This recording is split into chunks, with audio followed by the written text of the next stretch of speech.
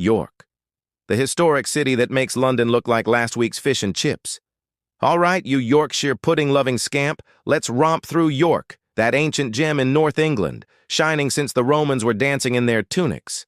This city's a time machine, bursting with history so rich you could savor it for days. The Romans named it Aberracum, built sturdy walls to shoo away the rowdy Picts, and likely threw lively feasts in the ruins you can still explore. Fast forward, the Vikings strutted in, called it Jorvik, and turned it into a bustling market for treasures, think axes and bold banter. And today? Well, visitors come to soak up its timeless charm. With cobblestone paths so well preserved you'd swear they were set in stone, York's magic is hard to shake. But let's cut to the chase. Why is York the bee's knees of Britain?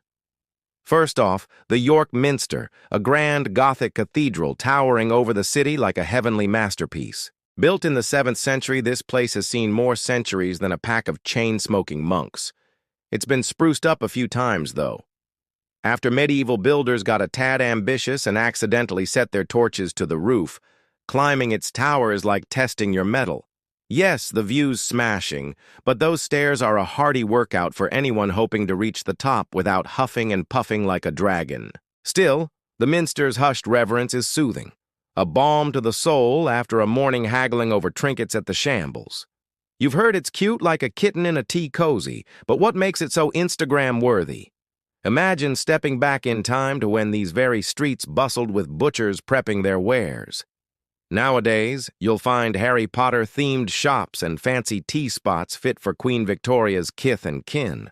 Just brace yourself for crowds, especially on weekends. Finding a quiet corner here is harder than pulling a pint in the busiest pub crawl. But hey, it's worth braving the photo ops. You can't miss the colorful facades lining the shambles, making it one of the most picturesque streets in Britain. It's a testament to how history and commerce can tango so intimately. And let's be honest, it's not every day you stumble upon a talking point that hasn't been Instagrammed to death already. But hold on. Why does York make London look like a garage sale?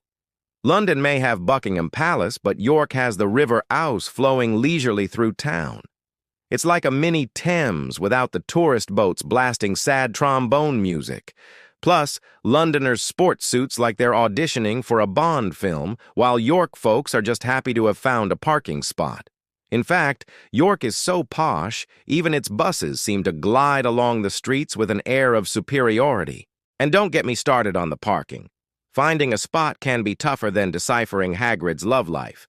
But when you do score one, you'll feel like you've hit the jackpot, mainly because the ticket won't send you into an early retirement. Compared to London, York's prices are as friendly as a Yorkshire Terrier, less likely to bite. From the cost of pints to the price of pasties, you won't be mortgaging your future just to squeeze into a museum. York understands the art of living large without living lavishly. And let's not forget the food. York isn't messing around when it comes to feeding hungry tourists. They don't serve dainty finger sandwiches here. No, sir. It's hearty Yorkshire puddings as big as your smile, swimming in gravy thick as custard and paired with ale that's got more character than a pantomime villain. And if you think those puddings are a fluke, try ordering breakfast. It comes stacked like a Jenga tower, and the bacon sings like a choir of angels. Trust me, you'll leave with a belly full of contentment and a heart full of British pride. Now let's tackle the elephant in the room. Is York actually haunted? If the ghosts of Jorvik past are looking for a new haunting ground, they could do worse than York. Seriously, this place has more ghost stories than a Hammer horror marathon. Some say it's Europe's spookiest city, which is a bold claim considering Edinburgh makes ghosts look like an endangered species. But if the spectral residents of York have anything to say about it, they'll be sharing their ghostly yarns for centuries to come. So how do you join them? Simple, book a ghost tour. For a $5, you'll hear spine-tingling tales from actors in dramatic capes while they lead you through the shadowy streets. It's like a game of hide-and-seek, except the only hiding you'll be doing is behind the nearest gravestone. You might even spot a translucent dog or two padding along beside you. After all, York's history goes deeper than your average puddle. Underneath those quaint streets lies a graveyard holding secrets older than your nan's bingo nights. Still, York's not just a city stuck in the past. Sure, it's got more history than you can shake a Magna Carta at, but it's also got a thriving present. The city's buzzing with independent shops, cozy cafes, and galleries showcasing local artists. It's like those charming villages you see in Christmas movies, except with more pubs and less snow. And don't even get me started on the annual Christmas market. When the festive season rolls around, York transforms into a winter wonderland, straight out of a Hans Christian Andersen tale. The aroma of cinnamon and roasted chestnuts fills the air, while carolers croon tunes that would make Scrooge shed a tear. Wandering through the wooden chalets is like stepping into a fairy tale. There's handcrafted gifts, mouth-watering treats, and enough mulled wine to warm your cockles. All right, enough of the nice stuff. What's the secret sauce that makes York stand out? It's people. Yorkers are a proud bunch, as fiercely independent as the city itself. Many have lived here for generations, their roots running deeper than the River Ouse. Ask any Yorker about their city, and they'll launch into a passionate monologue that could rival Laurence Olivier. In fact, they're so obsessed with their own history, you'd think they're related to the city's 14th century walls. But don't let their bluster fool you. Underneath their gruff exteriors beat the hearts of true Yorkshire wiles. Pop into a local pub and you'll find them eager to share a pint and a yarn. Just be prepared to listen more than you talk. Yorkers aren't known for their small talk, but once you break through their tough exterior, they're as warm as a freshly baked Yorkshire pudding. Now let's face it, no city's perfect. Even York has its share of tourist traps and dodgy decisions.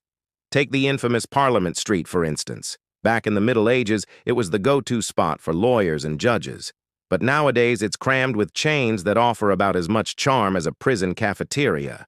And don't even get me started on the tourist info center. Unless you're planning to buy overpriced key rings, you're better off wandering around aimlessly. That's where the real charm of York lies. So, what's the verdict? Should you heed my advice and make York your next travel destination? Well, if you like your city steeped in history, topped with a generous helping of Yorkshire grit, then York is your cup of tea, or should I say Yorkshire tea. Whether you're a history buff, a fan of all things spooky, or just someone who appreciates a good pint and a hearty pudding, York will welcome you with open arms and a warm smile. Just don't ask them to speed through their tales of the past. They've been waiting centuries to tell them.